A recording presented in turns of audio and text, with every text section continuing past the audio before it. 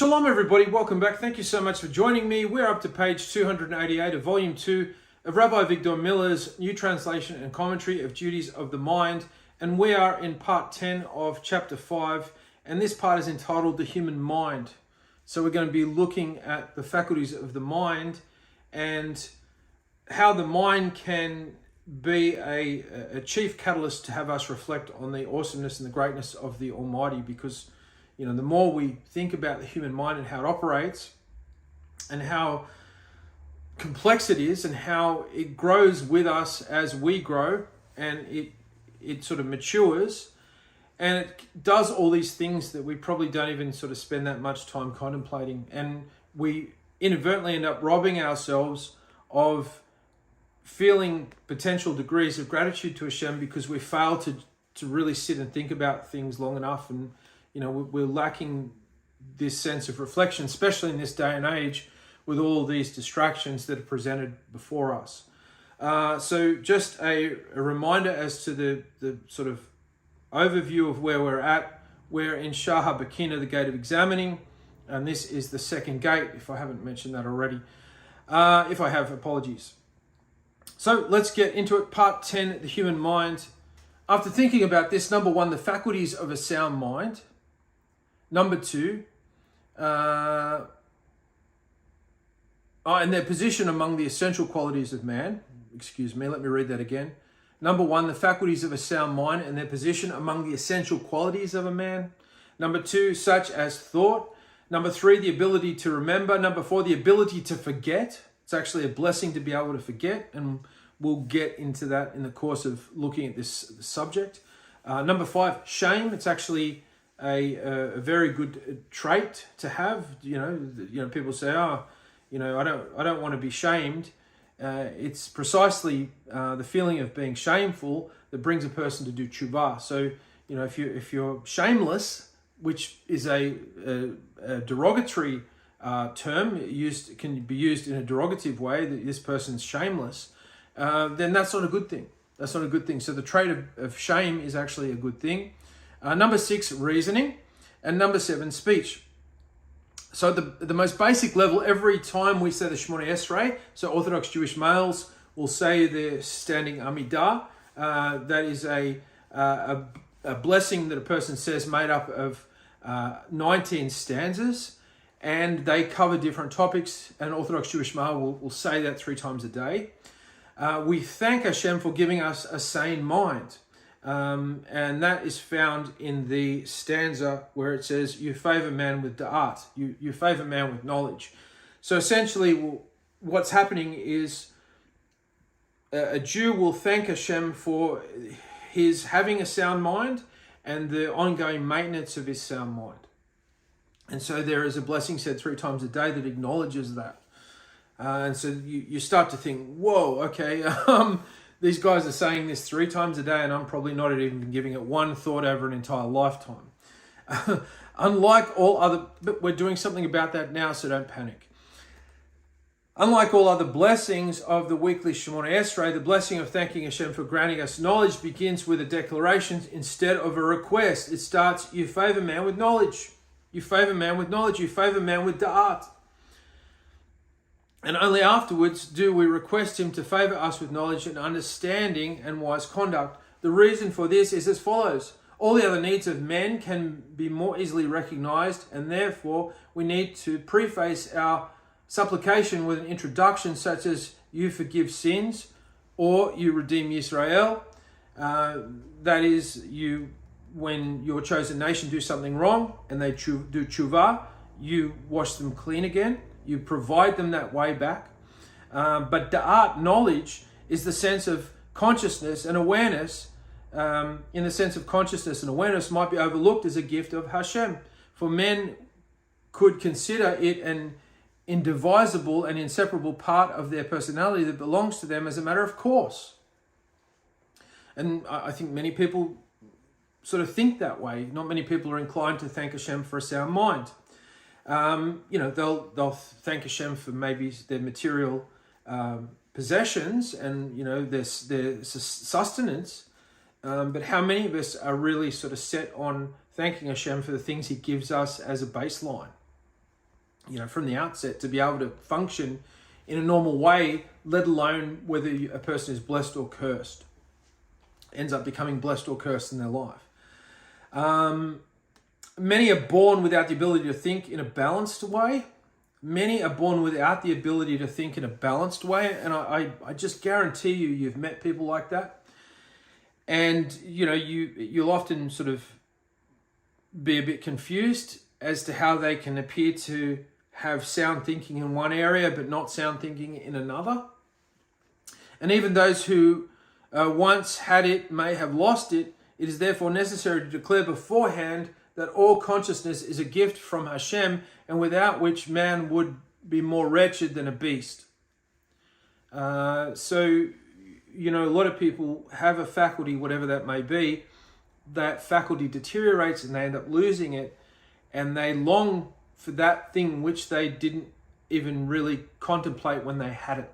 And so we don't want to fall prey to that if Hashem chooses to remove a faculty from us. We want to give thanks to Hashem for all our faculties, in this case our mind, before we may, heaven forbid, lose it. We should pay attention to the mentally deficient woman on the street who go around pushing a shopping cart with all their worldly belongings. Where do they live? Where do they sleep? Where is their bathroom? They have nothing at all, and it's because they lack the ability to think rationally, and therefore to lose one's mind is one of the worst misfortunes that can befall a person. The insane, although still possessing a large measure of awareness, exist in a tragic and perilous disorder, whereas an animal preserves its well-being and fulfills its function. So you see a stray cat walking around the streets, and its posture, its body language, the way it walks and weaves in through, alleyways and down side roads, it doesn't seem to be bothered. It just is getting on with it like this is a normal day for a cat. But when you see a homeless person, you're seeing somebody that's gone through, a whole lot of stuff to get to where they are.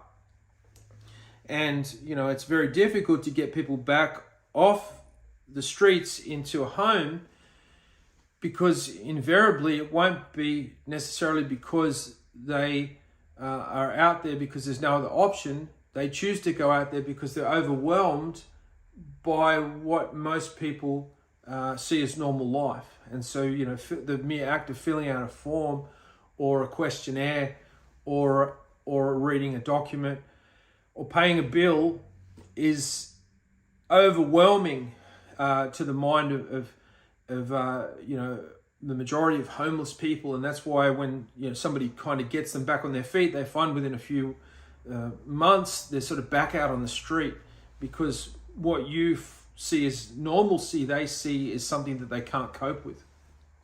And despite the fact that being on the street's dangerous and it's less comfortable, they're less traumatized. And so this is something that a lot of people probably don't understand about homelessness. And so everyone has an obligation to thank Hashem daily for giving him a sound mind. So if that's not something that's already on your daily schedule, I suggest that you take a note down, put something down in your notebook to say that you will thank Hashem daily for the sound mind that he has given you, and for consistent maintenance of that going forward. Without a sound mind, everything comes off the rails. Everything is derailed.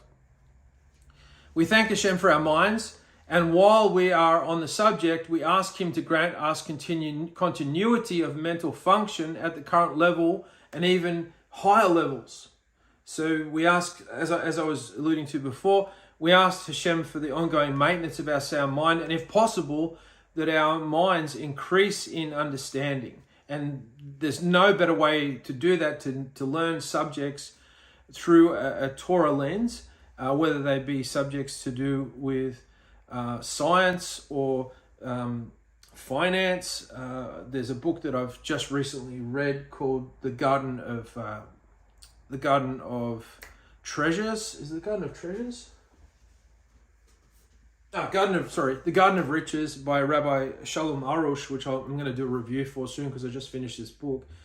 And a lot of us are dealing with financial pressures, and this book is the sort of the sort of, I don't know, I guess it just covers that subject. It just focuses on that subject 100%.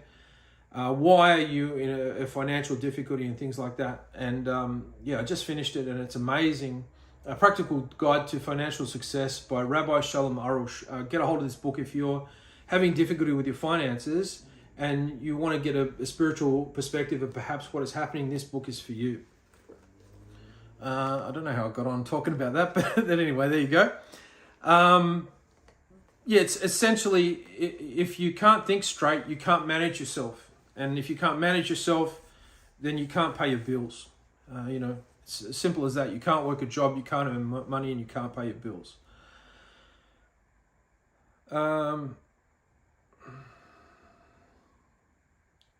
So everyone has an obligation to thank Hashem daily for giving him a sound mind. We thank Hashem for our minds, and while we are on the subject, we ask him to grant us continuity of mental function at the current level and even higher levels.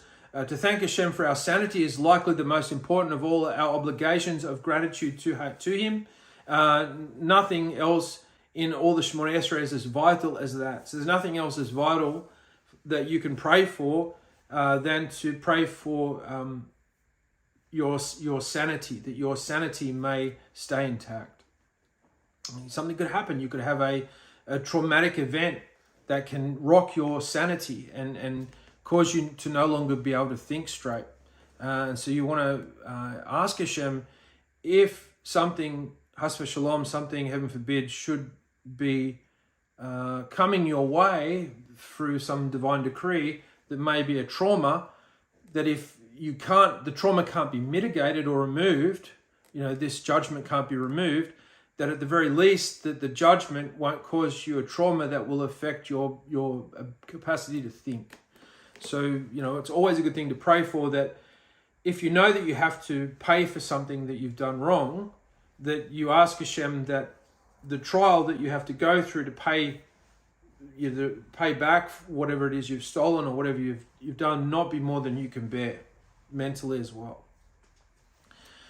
Even a small baby has makshava, which is a basic human ability to think and understand. Although it has no experience and no store of knowledge, it looks at people and objects with makshava. So a baby has no memory. A baby doesn't sort of remember what happened to it a year ago, because a year ago it wasn't here.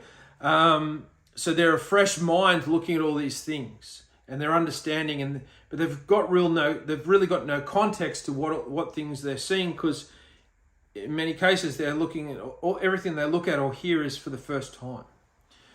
A pet or a dog or a cat doesn't look into a person's eyes. However, the little baby looks into the eyes of a person holding it because it already has makshava. So even as a baby, despite the fact that it's got zero intelligence, it has enough intelligence to know the basics of what's going on, and that the person cuddling it and cradling it in its arms is its carer.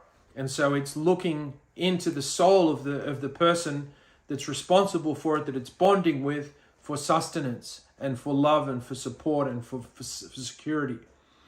It is thinking, and it thinks it is gaining more and more understanding and knowledge. The author elaborates on the ability to remember below in section 5.10. Forgetting is a great refuah. Forgetting is a great healing. People say, I never remember things, I'm not, my memory is terrible. And you shouldn't say that. You should never speak Lashon Hara against your memory, and essentially speak Lashon Hara against Hashem for giving you a bad memory. I mean, or even if you were to say, well, I'm not blaming Hashem for my bad memory, I'm blaming for me. And you shouldn't even do that. You should work on exercising your memory by perhaps getting involved in things that require you to remember things. Learning Torah is a primary thing which helps your mind remember. So, if you're not learning much Torah, then, your memory isn't going to be strengthened. So the more Torah you learn, the better your memory will, the better memory you'll develop. And I often hear people say, well, I don't study Torah because I have a poor memory. And I hate it when people say that, and I jump on them when I say that, and I say, listen, if you've got a poor memory, then you should be the one learning Torah the most, because the more Torah you learn, Hashem will literally enhance the DNA in your brain to give you more brain power and capacity to not only remember more things, but to become more intelligent if you'll just commit yourself to study Torah on a more regular basis. It's 100% true.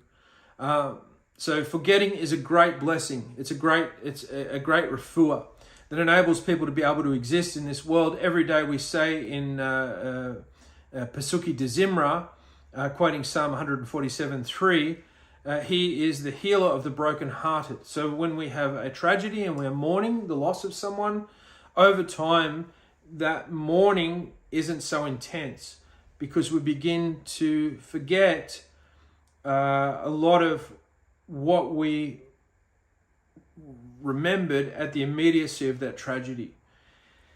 And so in time, the brokenheartedness and the mourning and the loss and the sadness becomes lessened. And that's not a bad thing, that's a good thing, because it helps you get on with your life.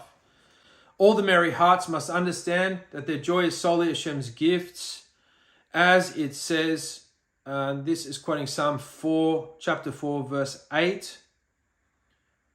You have put joy into my heart. Without his healing, the merry hearts would be broken-hearted, continually immersed in gloom and misery. Eventually you will laugh. Eventually you will laugh, even at the loss of a very close relative. If you continue to fight and to cleave to Hashem after such a tragedy, eventually there will come a time when you laugh, when you find joy again. Jacob lost his only beloved son, and this is a rare occasion where he really never truly got over it.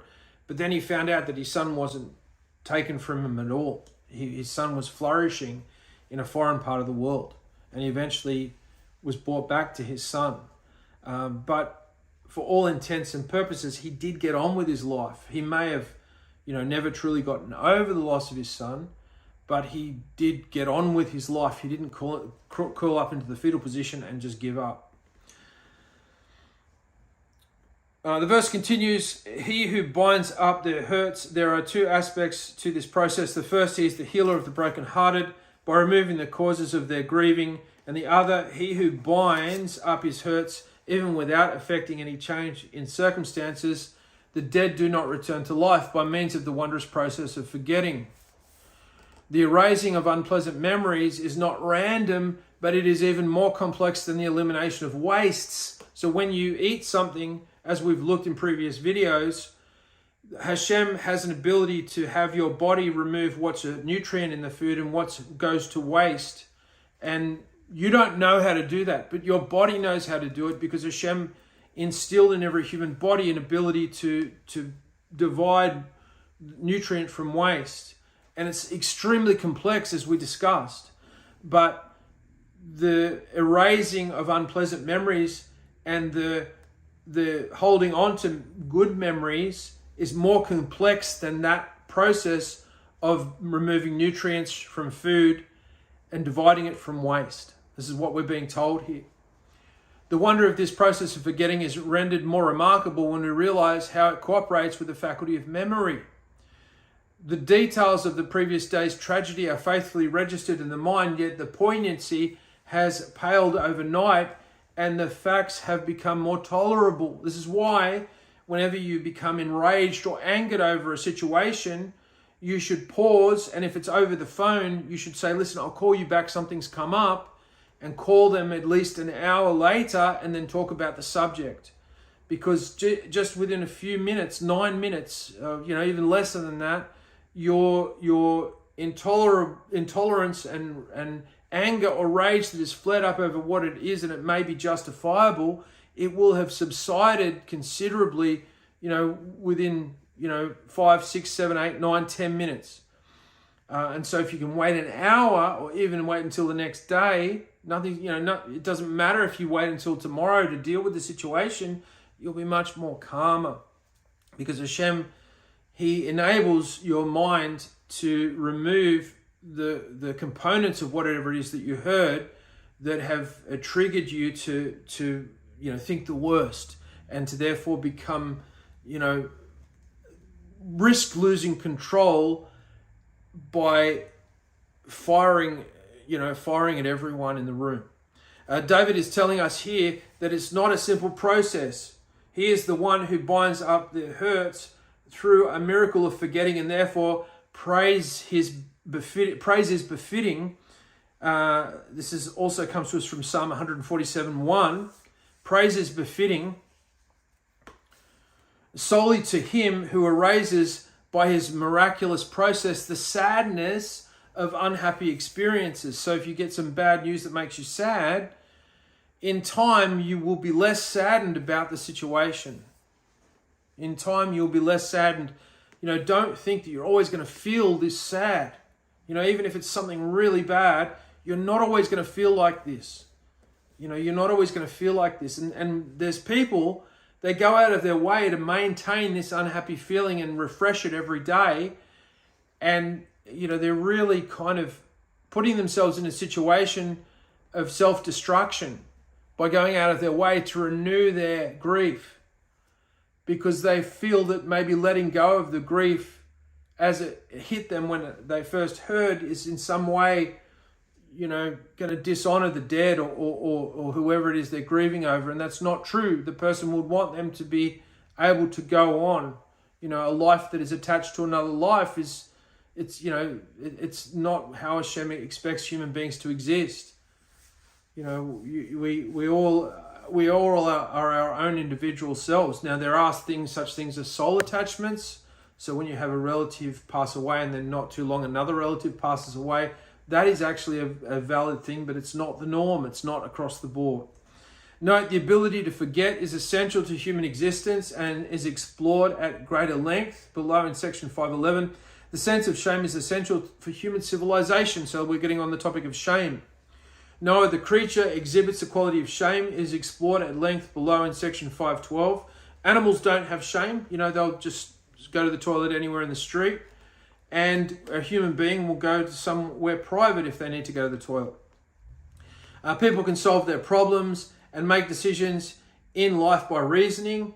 That is, by thinking things out. The power of reasoning is essential in learning Torah and to enabling us to appreciate the wonders of creation, is explored at greater length below in section 13. Speech is a matter of mind. The mind develops the ideas and assigns certain words to them. Each word consists of a grouping of letters, vowels, and consonants, and the mind is able to assemble them quickly. It's interesting how quickly you can just assemble thoughts and say them, and they make sense. It's just boom. It's very quick. Thoughts are expressed as groupings of words, phrases, and sentences, and flow into one another when people talk.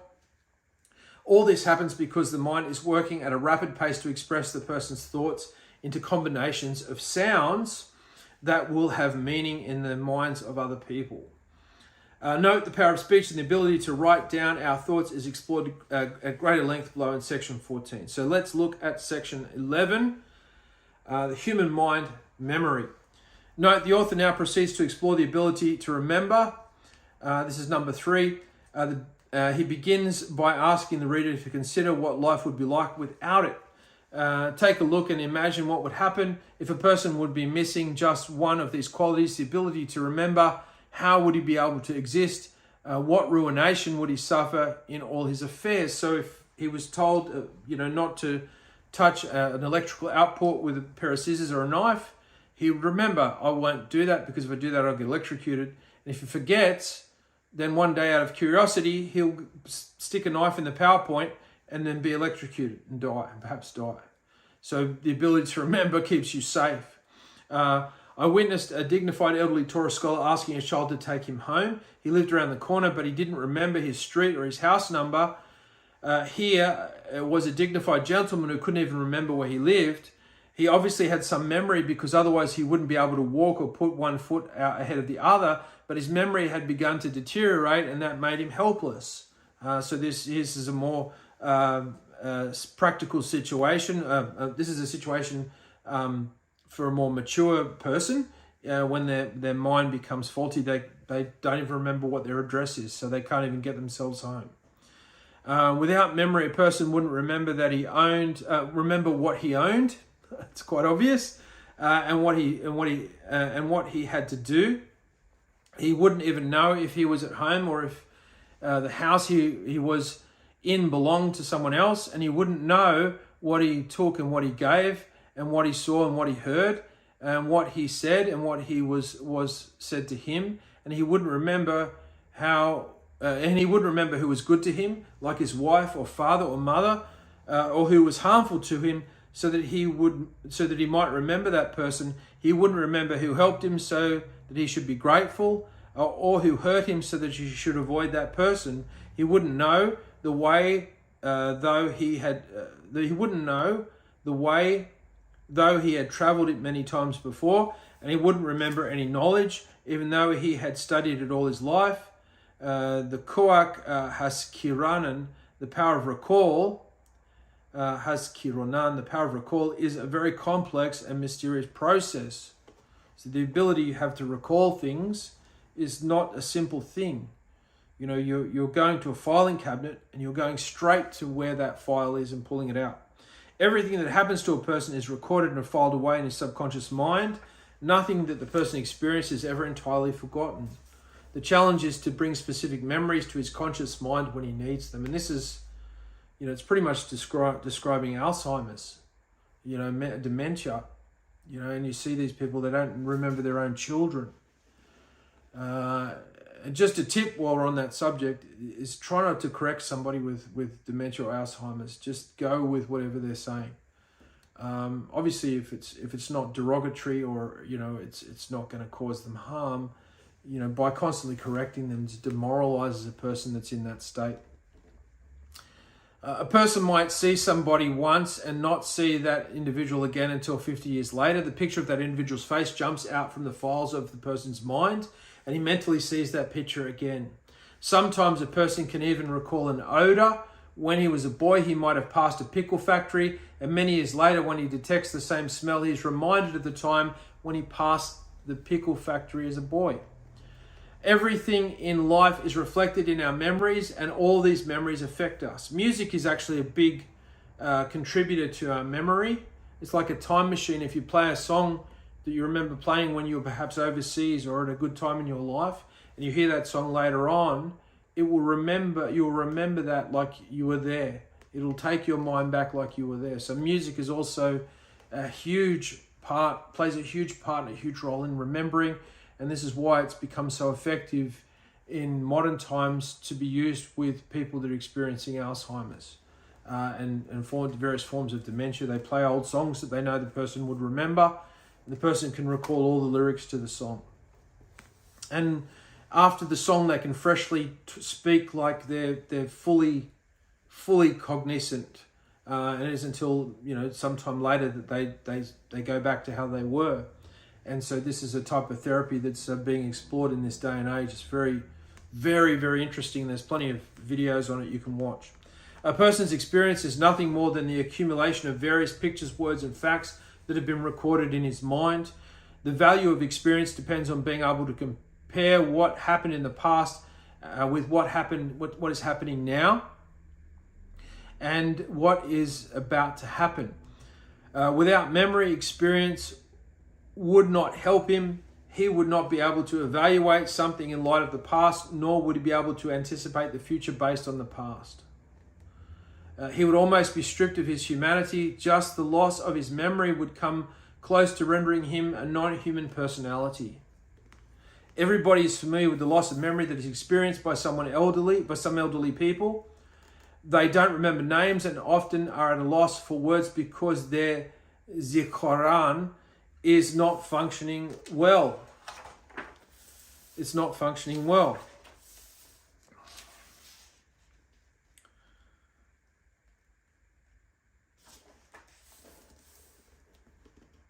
among all other powers that Hashem has given us, we should be especially grateful for the ability to remember.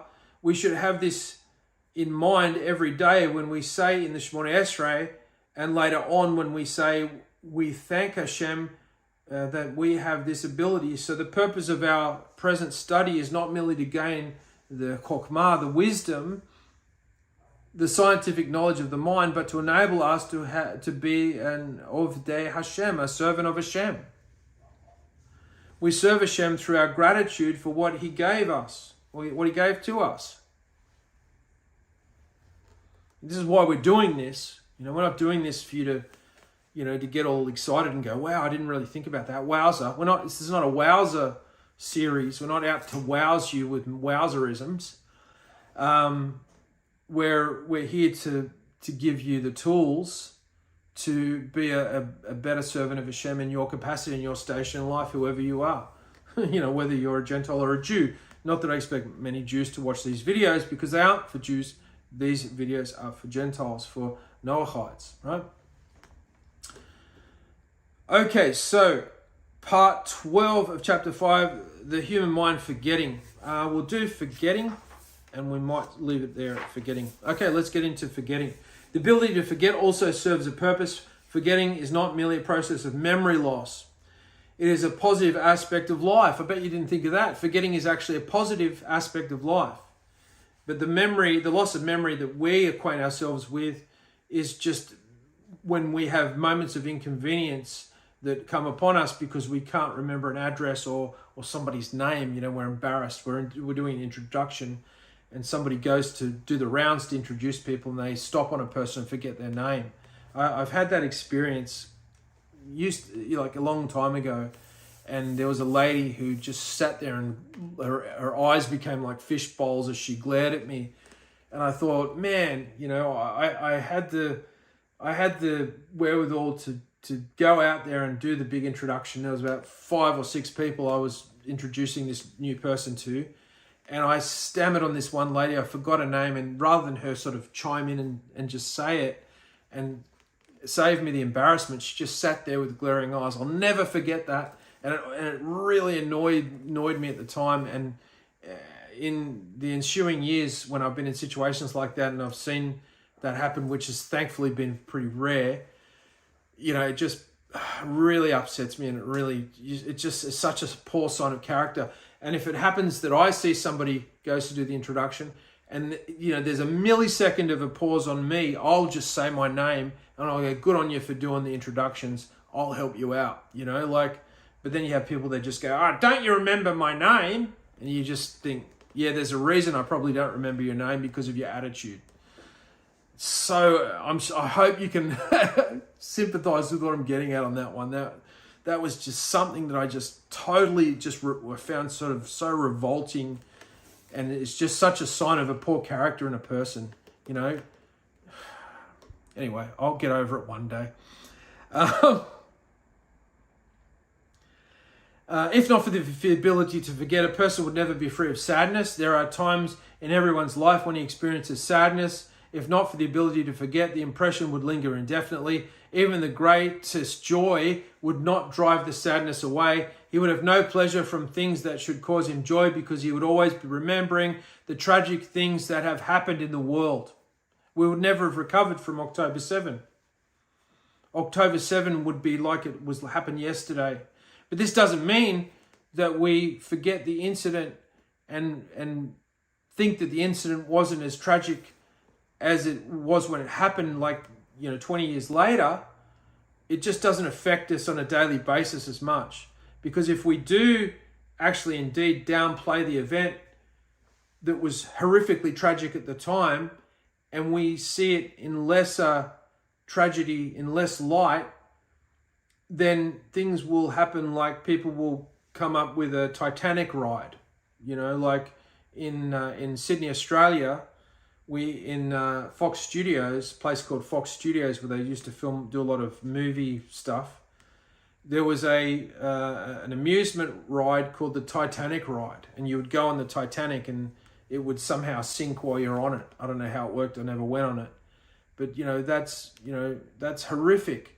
You know, could you imagine in 20 years from now, they have like a September 11 ride where you're in it's simulation that you're in a skyscraper and there's two planes careen into the building and you're trying to get out of a burning building. It's called the September 11th ride. You know, that's just inexcusable.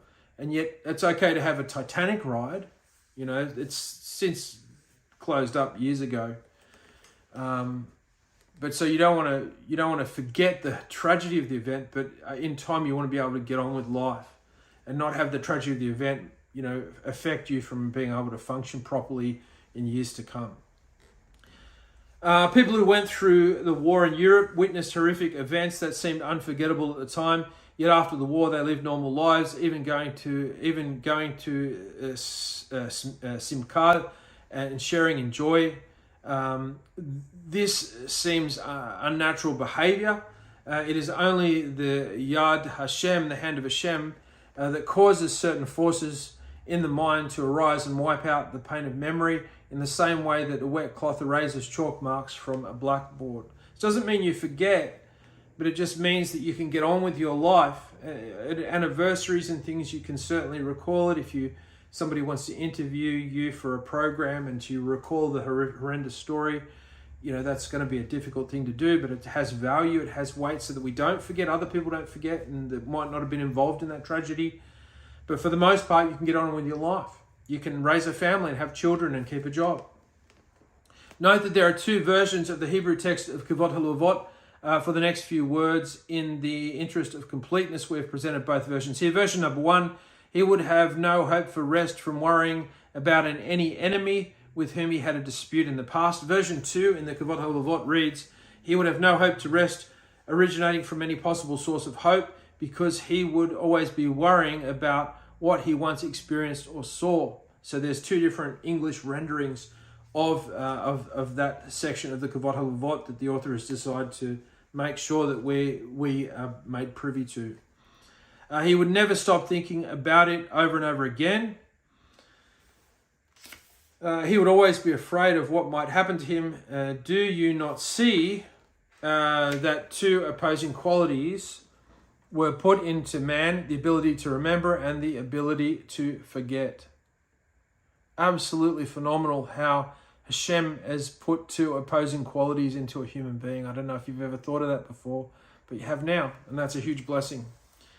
And this will be accredited to you in your ledger when you are facing your judgment. You're saying, you know, you contemplated this phenomenon of Hashem, and it grew your gratitude toward him. And this is a positive thing that you're doing in watching this video because of that fact. They are contradictory and entirely different from each other, and each of them has different kinds of benefits. Imagine a man who goes to sleep with serious worries hanging over his head, and yet the next morning he rises feeling the new man. What happened? It wasn't that he forgot his worries over the course of the night. One doesn't forget in such a short period, but Hashem designed an eraser of the mind. That eraser is sleep. It is a selective eraser because although it erases worry, it does not erase joy. It does not erase joy. If a person went to sleep with great happiness, such as having won the lottery or having received an honor, he would still be happy with it when he wakes up in the morning. However, troubles always become less intense after a night's sleep. Troubles become less intense after a night's sleep. So we see that sleep is one of the methods which Hashem arranged to erase extreme worries from a person's mind. This is necessary because otherwise a person couldn't exist. I want to repeat a powerful mashallah, a powerful parable about the power of forgetting, which I heard from the Babava Rav. There was a man who always remembered his bad experiences. This hurt him so much that he became sick. He went to the doctor, he prescribed medication to help him forget. The man went home, took the medicine, and began to forget all the past incidents. One day the doctor called him and he said, "I sent you a bill for my services. How is it that you haven't paid it?" And the man replied, "Sorry, but I forgot." At this, the doctor said, "I didn't give you the medicines that you should forget my bill. So too has Hashem's gift of forgetting was not meant for us to forget about him. We should remember to thank him for the gift of forgetting." We should remember to thank Hashem for the gift of forgetting. So we can't forget Hashem, but we have to remember him, but we have to also, when we remember him, thank him for us being able to forget. Does that make any sense? Growth with action, the gift of forgetting. Don't take for granted the great gift of being able to forget your troubles. I'll read that again because that's extremely important for you to understand and to hear. Don't take for granted the gift of being able to forget your troubles. You should be especially grateful to Hashem when you see that after a period of distress, you're able to return to normal life. I'll read that again. You should be especially grateful to Hashem when you see that after a period of distress, you are able to return to normal life. Have you shown Hashem gratitude for that? For your ability to get back on and going with life? Maybe you have. Maybe you need to do more. That thought should be in your mind when you say in the Pisuki Dizimra, this is a part of the morning prayers. It's taken from Psalm 147:3. He is the healer of the brokenhearted. So next time you say that, if it's your custom to say the Pisuki Dizimra, and you say that line, he is the healer of the brokenhearted, think about all the tragedies that have befallen you and how you still managed to get on with your life in spite of all these bad things happening. Maybe it's something embarrassing that happened, that you were self-induced, you were the person that caused it. And you think about it and you cringe. There's some things I did in my life I'm just really embarrassed about that I ever did. And, at sort of certain moments that I'm thinking about things, I think about them and it sends a shiver down my spine. But Hashem, for the most part, enables me to get on with my life and forget about those stupid mistakes that I made. You are obligated to be grateful for the kindness Hashem has shown you in allowing you to forget.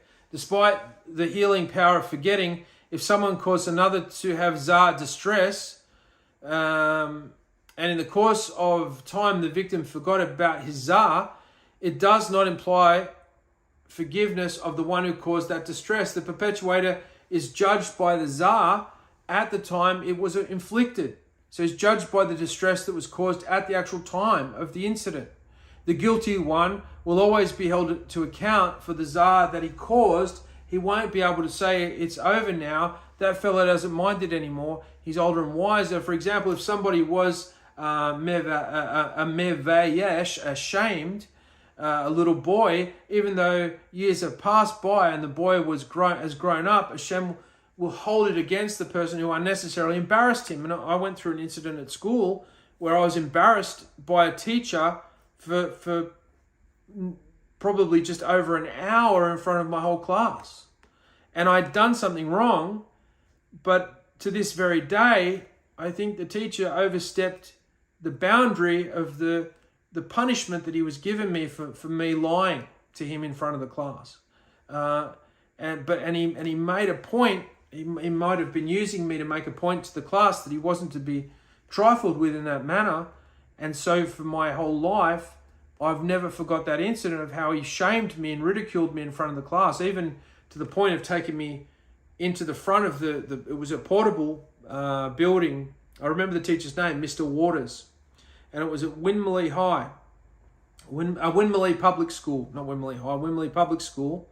And it was in a portable building, and there was a hat room at the front with a bag room. We put our bags on hooks, and he took me into the hat room, and he proceeded to bellow at me, and so the class could have all heard anyway. I don't know why he even bothered to take me in there, and it was just a horrendous thing that I've never really gotten over. And in years to come, I would run into him in the street and in Springwood, in the local shops, I would see him, and he was an old then. I don't think he'd be alive anymore. But I'd be surprised if he's still alive.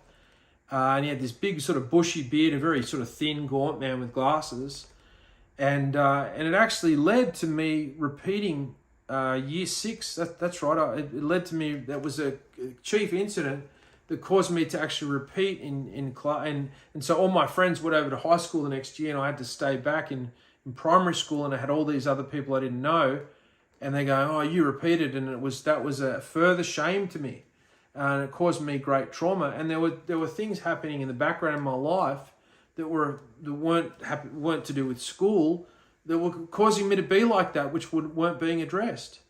And so, I'm not trying to get out of it.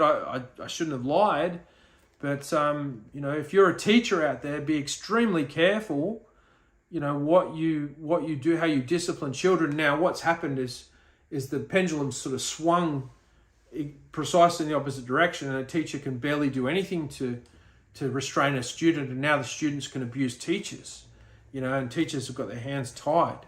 And this is directly related to the fact that in times past, teachers have abused their authority and they physically assaulted children beyond the degree of which the child should have received the level of punishment. They caused an injury greater than what was required. And these teachers that abused this, now other teachers are being brought in harm's way because of and they'll be judged for that. They'll be judged that they caused it go into the other direction. Now the teachers are the ones whose lives are in danger and whose mental state is in danger, because the kids have carte blanche ability to do whatever they want now without any repercussions. They banned the cane. I was the last year going through with the cane. I only got the cane once, but after that, no one got the cane, and I knew it was going to birth a generation of frightening people, because there's no discipline anymore. When you can't threaten anybody with any sort of physical harm, even if it's not really that bad, getting a ruler across the knuckles, then there's no way you can bring people into line. Fear has a value in that regard, because people won't do it because of fear of punishment. But if you don't punish the people, anyway, you can see what I'm getting at.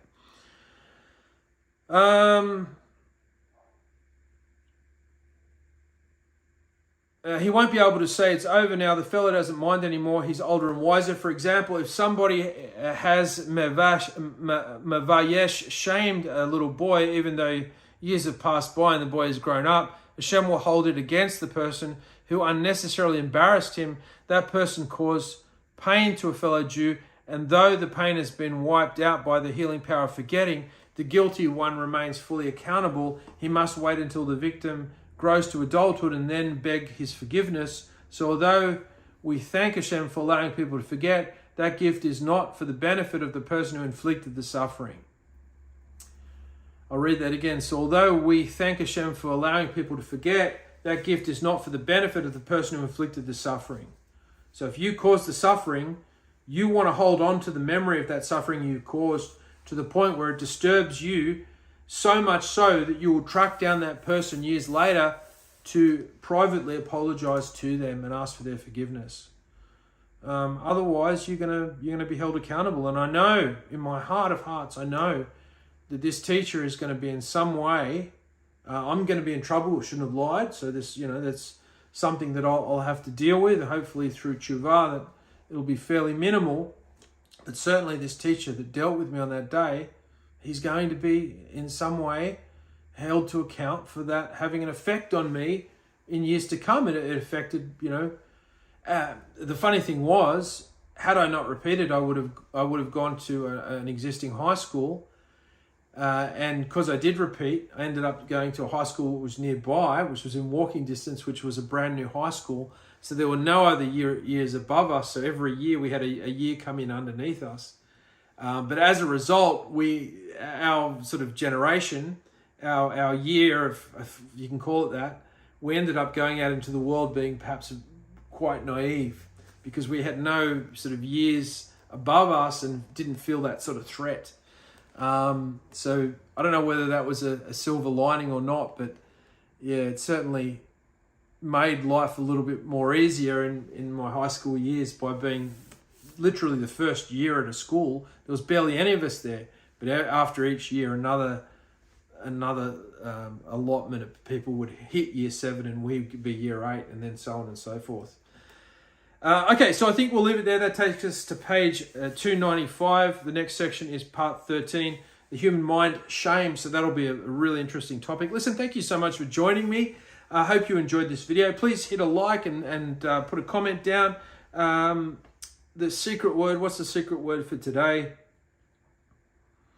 I think we'll make the secret word benefits. The secret word will be benefits. Put it in a comment so it won't give the game away.